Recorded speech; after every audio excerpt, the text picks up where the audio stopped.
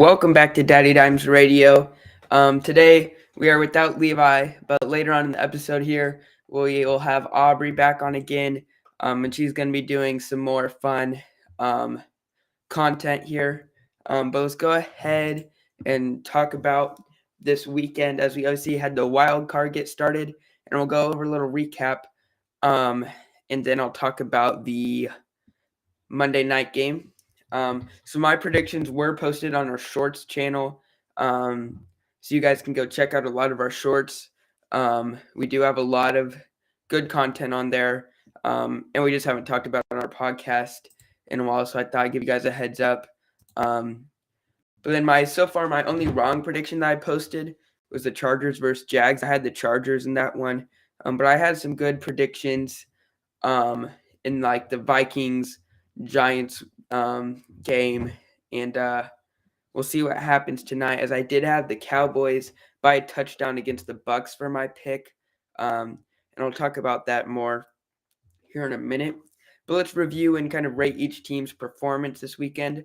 We had the Seahawks versus the 49ers, where the Seahawks played a great first half. 49ers played an average first half. Seahawks were up by 2 at halftime. Then 49ers really put it on them. The offense really got going, and they're still looking like the best team in football currently, with a very long undefeated streak, staying alive under Brock Purdy, who stays undefeated as a quarterback. And the 49ers move on to face the winner of the Cowboys-Bucks game, because the Giants beat the Vikings in what was a really great game. Daniel Jones played incredible, and Kirk Cousins was very great offensively, had a great completion percentage and made some good throws downfield, but ended up failing at the end by throwing short to TJ Hawkinson on fourth down, and the Giants would take over with about a minute left and just kneel it. Great game for Daniel Jones and Saquon Barkley, who was being used primarily as a receiver in the last couple drives as the Giants were passing almost every down. But a great win for New York, and I think they have a shot against the Eagles. Then the Bills versus Dolphins, which the Dolphins with Skylar Thompson at the helm, obviously great to see him have some success coming out of K-State. But they were not able to pull out the major upset. They ended up losing by 3. Almost. They had a couple very close plays at the end that would have given them a shot. But the Bills were able to prevail. And really, the Bills didn't play a terrible game. Just the Dolphins really played a really good one. And probably, even though he's obviously a rookie, probably going to end up as the best game of Skylar Thompson's career, even though he's only a 7th-round rookie.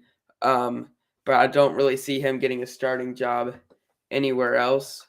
But then another backup quarterback at the helm for the Ravens. They had Tyler Huntley, and they almost won it as well. Played a pretty good game, but the Bengals would win by a touchdown that came on a fumble when the Ravens were on a 2-yard line. Tyler Huntley tried to jump over the line, ended up fumbling it, and Sam Hubbard of the Bengals returned it all the way to what ended up being the go-ahead touchdown. Ravens almost had a crazy miracle play in the end zone. And then Chargers versus Jags. Obviously, Chargers up 27-7 at halftime, with Trevor Lawrence having thrown 4 interceptions in that first half.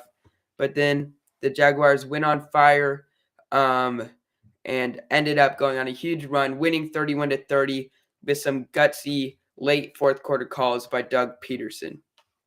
And then moving on to the NBA, we're just going to be talking about a couple teams in both the Eastern and the Western Conference, and grading if they are underperforming here as we reach the first half of the season, overperforming, or doing just as we expected.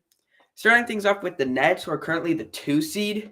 I'd say they're overperforming just because I didn't expect them to be this good. But they are coming into play, and I think losing James Harden was a great decision for them, and it's going to lead for them to be better. But I don't think they're going to be able to do in the playoffs with the Celtics and Bucks just being so dominant. although the Nets have a better record than the Bucks right now. Then the Cavs are sitting around the 5 seed. Honestly, I think they're doing as expected because we thought they'd be good in the regular season, around the 4 or 5 seed, but then not succeed in the playoffs. I think they have a chance to have some success in the playoffs the way they're playing and how well Donovan Mitchell is leading this team, obviously scoring 70 points a couple weeks ago. But they're just not a team that can beat the Celtics or the Bucks. Although a series between the Cavs and the Nets would be nice. Then we have the Knicks at the 6th seed. I'd say they're overperforming just because they're not going to be able to do anything in the playoffs, really. Although Jalen Brunson is looking like he's a decision that paid out. Then we have the Heat, who are at the 7th seed right now. So obviously, I think they'll win in a playoff game with Jimmy Butler. He's not going to lose a game like that. And they'll be in the playoffs. But again, I don't think they're going to have a ton of success just because they aren't winning in the regular season right now. Then final Eastern team is the Raptors, who are, I think, the 10th seed right now in that conference. And I think they'll keep that and make the play-in.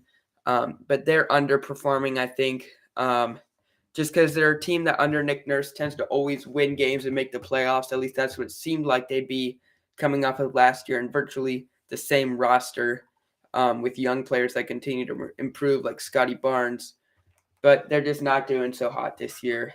Then the Nuggets, who hold the 1 seed, I think they're doing as expected. I didn't quite think they'd be the 1 seed because I honestly thought it'd be the Warriors. But I love Jamal Murray, and I knew he was going to help them a lot. Michael Porter just had to stay healthy, and obviously Nikola Jokic is one of the best players in the NBA. And they got some nice role players like Bruce Brown and KCP picked up. Then the Pelicans have the 3 seed, and I can't say they're doing as expected because I don't think we expected them to do this good. But I can't say they're overperforming either because I knew they'd be good, and they have so much talent. And when Zion is healthy, he's a top 10 player in the NBA. And you also have great vets like Brandon Ingram and CJ McCollum.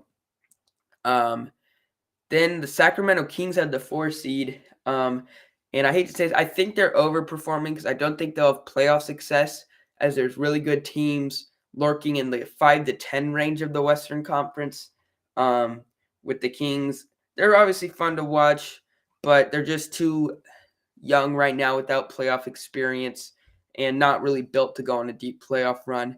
But it is success that Kings fans should be excited about.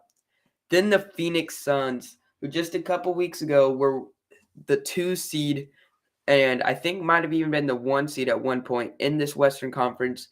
But in their last 10 games, they're 2-8, and they had a couple games before that. They were on a 5-game losing streak before winning a few. So they are on a deep, deep skid in the wrong direction, and it's not looking good for them. They did not do well in the playoffs last year against the Mavs, and I think they lost their chance at a championship for Chris Paul when they lost to the Bucks. Then we have the Warriors, who are obviously underperforming as well. But it's not really Steph Curry's fault. He's been hurt. He's been playing great when he's there. But I think there's honestly starting to be some bad chemistry with the young guys coming up, and then Draymond and Jordan Poole's whole thing this summer, although they were said to be over that. But I just don't see the Warriors. I could see them obviously being the best team in the play-in. But if they get put up against the Nuggets, I don't think they win that. Although the Warriors, they could be a crazy like 7 or 8 seed that could end up winning it all. But now we welcome Aubrey back as we're going to be rating some NBA City jerseys. So let me go ahead and share the screen, and Aubrey, you can say hello. Hello. So let's go ahead and get into it here. As we can see, we got a whole list here on the NBA website to go down. So let's go ahead and start off. We got this Atlanta Hawks like peach themed jersey on a rating of 1 to 10, and then give some thought. What do you think of these Hawks jerseys? I'm going to give it probably like a 7 or an 8, just because the colors I like. a lot. Like, I really like the black, and the gold goes really well on the black, I think. But I think they could have done maybe some other colors or something, and they could even do like a different font from the Atlanta in one font and then the 14 in another font, just to make it look even cooler. And then just moving right along here, we got the Brooklyn Nets. And I kind of agree with your Hawks rating. That's pretty good. But then we got the Nets here. I would rate this probably a 6. People might disagree with me, but I just feel like the colors are just kind of bland. I do think that the font is pretty cool, but I feel like they could have done something else, because really they just kind of took like a really bland color, added some cool font onto it. So I feel like they could have maybe done like that outside kind of banner, like the gold on the. I think if I see there, I honestly, I don't know. I feel like I can kind of see some color here that maybe is on the sides, but it's hard to tell. Then I see the yellow and blue little signature around the nets is cool. And if it kind of has that design on the side, I honestly don't remember. But I'd agree with your rating. Then we have the Celtics, which is an interesting one. This one's hard, but I'm gonna have to give it a 7, just because I think the font is really cool. I think it's better than the last one, because I feel like there's just, I know the Brooklyn Nets, those are their colors, but I just feel like there's more color on this one, and it's nice and vibrant, and I like the little yellow outside, and I really like the font as well. And this is another really interesting one. We got the Charlotte Hornets. This one is really kind of hard to rate. I'm going to have to give it like a 7, just because I do like the font and how it's really big. So if you were standing in the stands, you could maybe see it if you kind of had one of the near seats. I do, if I can tell, that's like a green kind of banner at the top, maybe.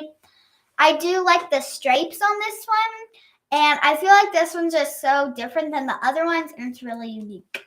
Yep, I would agree. I'm going to try and keep track of your lowest rating and your highest rating and see which is your favorite. So far, these are all tied for favorite. Or did you give this one an 8? I gave that one an 8. Okay, so Hawks is in the lead. Nets are in last. And this is one of my favorites. We got the Cavs here with the cool one. You moved the mouse. I really like this one. And I don't know if you can tell, it's got this kind of blue basketball here. Yeah, I'm going to go ahead and give this one an 8, just because I love the white color, even though I didn't like it on some of them. Just the gold kind of color really makes the white pop on this one, where on the other one, it was just some black and white. And I really love the letter font here. And I just love the color because it makes it look so 3D. And I think by adding the blue basketball, this one is also very unique. All right, so that's tied with the Hawks. Then we have this Bulls jersey, which obviously the Bulls are known for their simpler jerseys that are clean. But for a city jersey, we're looking for something a little more creative. What are your thoughts on this one? This one I only have to give like a 6 or a 7, just because I think the red is really nice. I like the shade of red, and I know they're known for the simple jerseys, but like you said, when we see city jerseys, we kind of want something more unique, and we want a little different taste to it. So I do like the color of the red on this one, but I feel like they just maybe could have added like maybe some different font or something, just something to make it like a really unique, and it's like a statement saying, this is our jersey, this is a cool jersey, you would love to wear it. So what's your final rating on this one? This one, I would have to give a 7. All right, so it beats the Nets one out. Yeah. And then we have this Dallas Mavs one here in the blue. I really like this one. I'm Hmm. gonna have to give this one an 8 as Interesting. well. I'm not as huge a fan of this one because of like the wishbone collar. It has the retro theme, Yeah. but it just kind of seems a little smaller. I don't know. I give this one an 8 because I really like that retro theme. I feel like that font is just like I haven't seen that font yet. And we have had some really unique fonts, but I think this is one of the more unique ones. And the 7 is I also kind of love just like the green. And they had 3 colors in this one, where most of the time they only have 2. Because I think the white goes with the blue really well, and the blue goes with the green. So I really appreciate the thought in the colors on this one, where some of them just didn't have that much thought. Trying to remember, you gave this one an 8, this one an 8, and this Mhm. one an 8, right? Yes. All right, then the Warriors always have good jerseys, but this one's very interesting. What are your thoughts on this one? I honestly, at the bottom, I can't really tell what that is. Do I you think know? it's roses. Okay.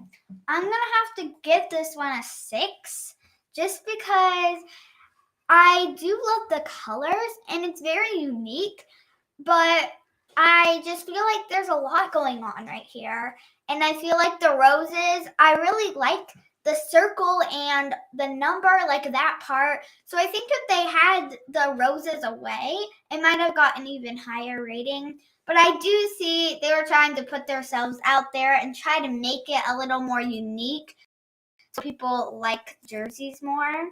So my overall thought on that one would probably be just a 7 or a 6. We got it. Is it a 6 or 7? We have to know because of the rankings. I'm gonna give them a 7. All right, so it beats on that one. I agree because it's a little more creative. Yeah. Then we got this Rockets one. Okay. This one I think is pretty okay. I'm gonna have to give it another 7 just because I do really like those lines. I think that's something that makes them unique. I do Also point out, I like how like bold and rich like these red yeah. color outlines are. I like how it goes with the blue very well, and I like the color of the lines because if they made it just red, sure it would have looked cool, but I feel like it looks better. And the font on this one, I like the Houston. I just think the 17, I feel like they could have maybe added maybe red or something. I don't know. But I just feel like it's like all those things together, like separate, are good. But when they come all together, I feel like it just doesn't look as clean. But when you see it from another view, it also does, you know? So And now we're moving on to is probably my least favorite so far. We got the Pacers.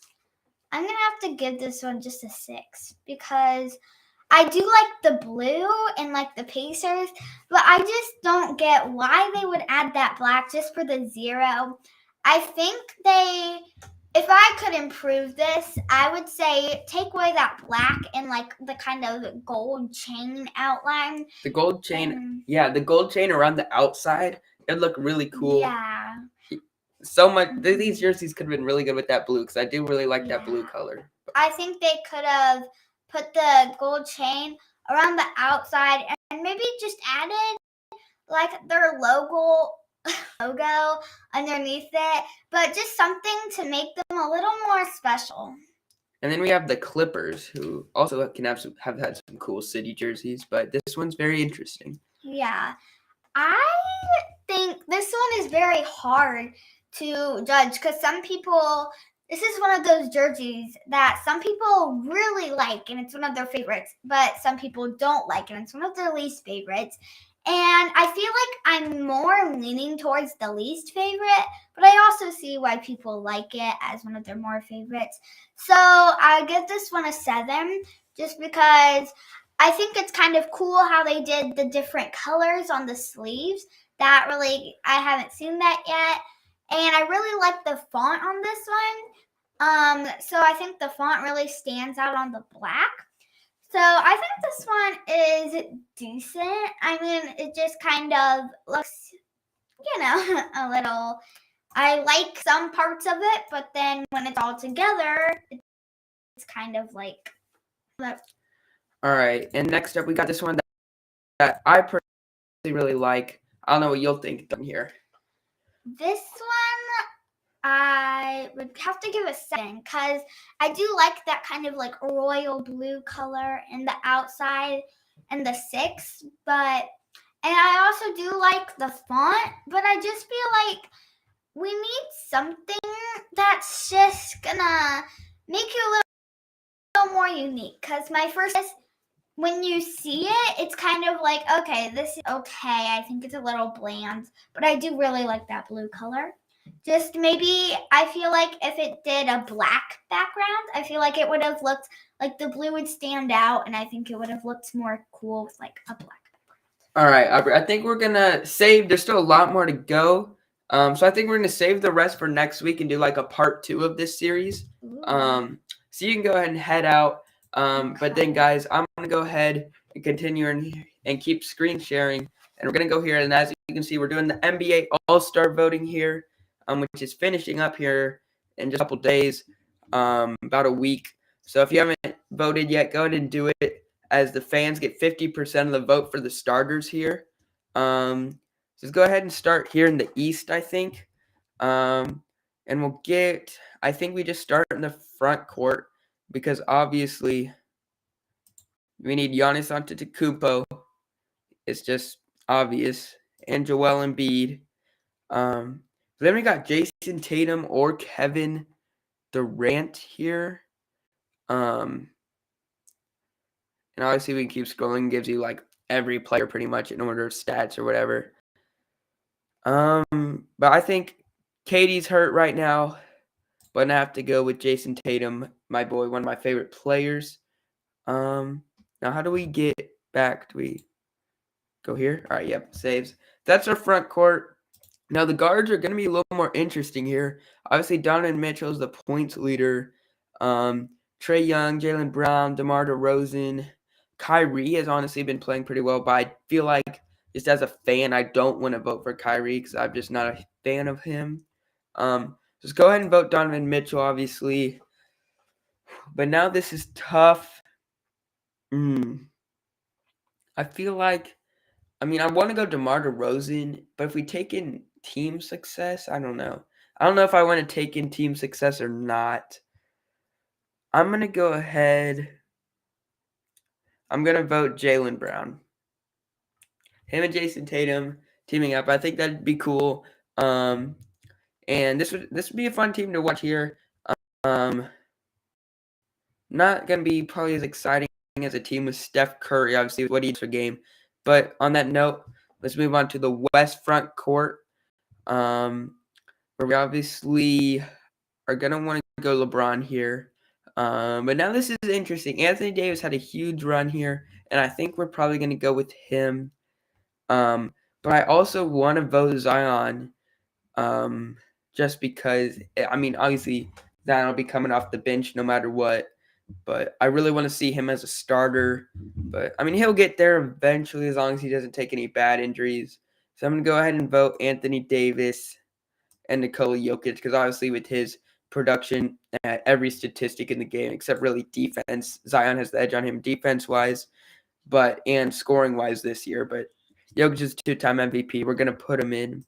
Now the West front court, obviously Luka has to go in.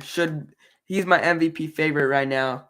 Then we have to decide between the electric Steph Curry, who's missed a decent chunk of time this year.